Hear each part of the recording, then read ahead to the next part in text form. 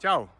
Mina olen Marko ja täna selgitame välja, milline on GoPro jaoks kiivri küljes või keha küljes kõige parem koht selleks, et oma enduro sõite salvestada.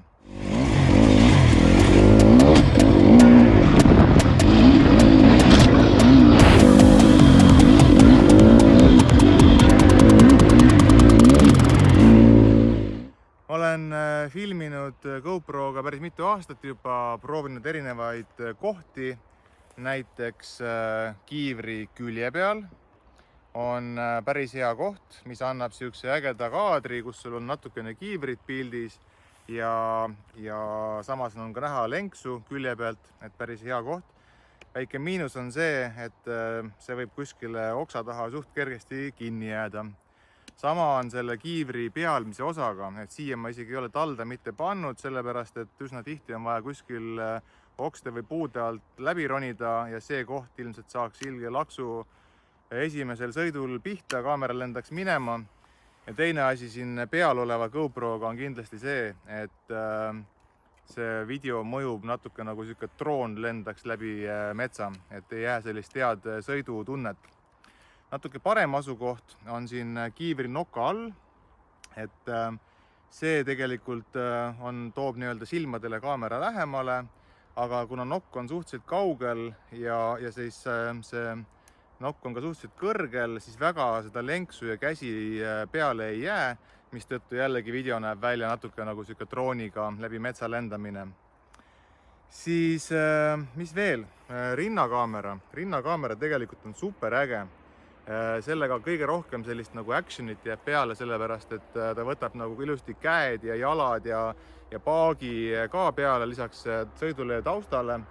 Ja selle puhul nagu ainukene miinus on see, et kui sa oled sõpradega metsas ja sa vaatad, et keegi tegi mingisuguse nalja või tahad kedagi nagu jälgida, siis sa pead kehaga keerama. Ja see on suhteliselt ebamugav, ehk siis tegelikult sa tahad, et su kaamera vaataks sinna, kuhu su silmad vaatavad, mitte sinna, kuhu su keha vaatab. Et see on võib-olla ainukene miinus. Ja üks uus asi on selline äge klamber, millega saab kaamera hästi kergelt panna siia klõpsti lõua otsa kinni. Näete, lõua otsas, see on päris tugevalt, siin on veel eraldi mingisugune nöör ka, et millega saab kinni panna, et ära ei kaoksid tagant. Aga lõua osa, keegi sõidab pilljooga praegu mööda. Lõua osa on tegelikult filmimiseks hästi hea, sest ta on piisavalt madalal, et sul jäävad käed ja lenks peale. Ta on piisavalt sükene action, piisavalt jääb nagu teed peale ja ühesõnaga, teeme testi, teeme täpselt samadel tingimustel kõigi nende erinevate asukohtadega ühe sama rajalõigu, filmin Full HD 60 freimi sekundis ja peamiselt sellepärast, et kui stabilisaatoriga, et kui filmida 4K ja filmida stabikaga, siis ta kropib seda GoPro 7 pilti päris palju kokku, ehk siis sul see kaader jääb päris palju väiksem. Et sellepärast tuleb Full HD praegu 60 freimi sekundis ja stabilisaatoriga. Ja panen siis kaamera kõikidesse nendesse erinevatesse asukohtadesse ja teeme sellise võrdlusklipi, et saate ise pärast otsustada, milline asukoht on GoPro jaoks kõige parem.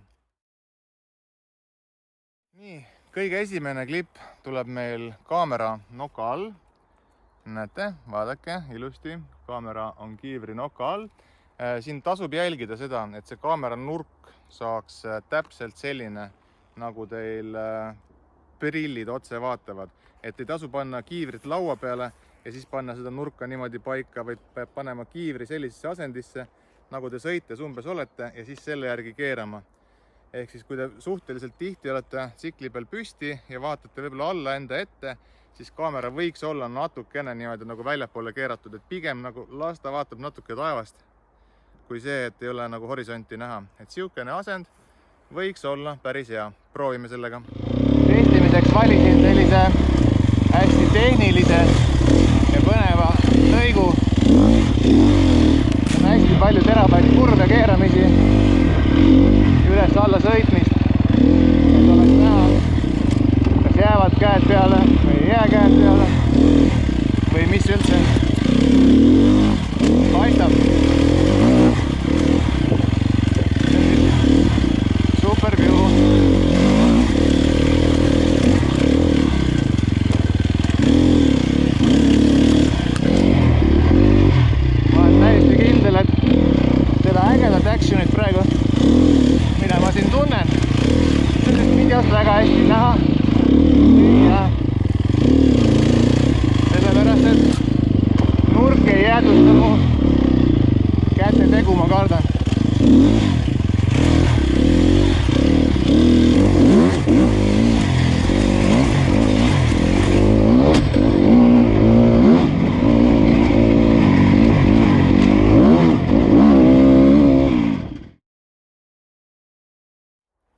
nüüd teiseks panin ma kaamera siia, nagu te näete, külje peale ja panin ta suunaga alla, et ta oleks natukene nii-öelda lenksule ja kätele lähemal.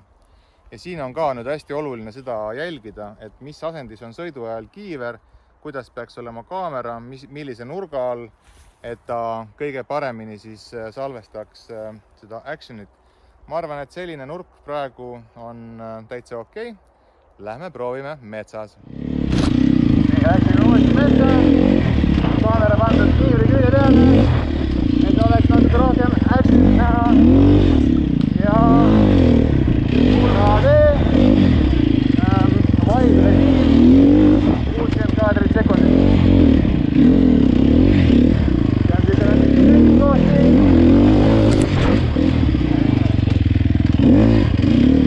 Vaateväli on parem, mul kaamera ei sega silmada, ei ole midagi.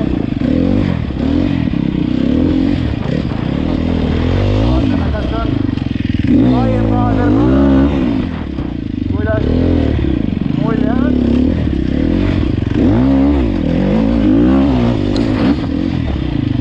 Kas on rohkem näha, rohkem äkki.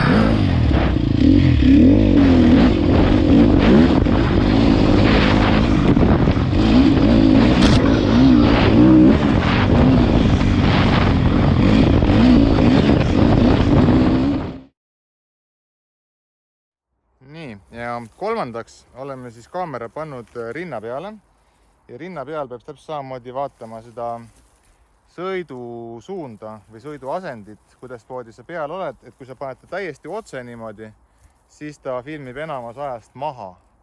Et ta peab natukene olema niimoodi üles keeratud, siis sellises sõiduasendis jääb võimalikult palju asju peale. Aga lähme proovime metsas.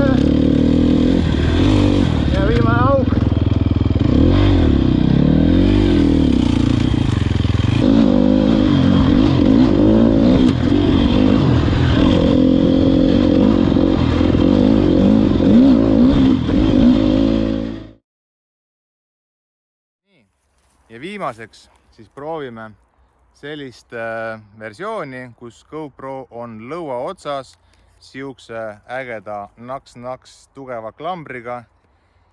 Vaatame kohe, kuidas sellega sõit peale jääb.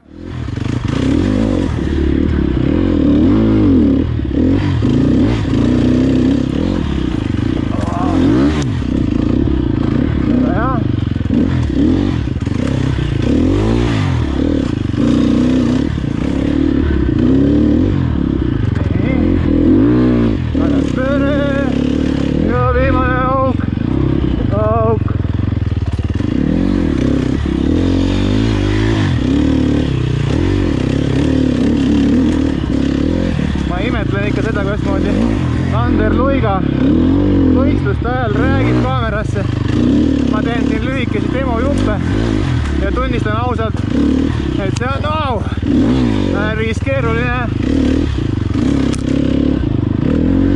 Aga Sander Luiga sõidujutud on ägedad. Vaatan neid hea meelega.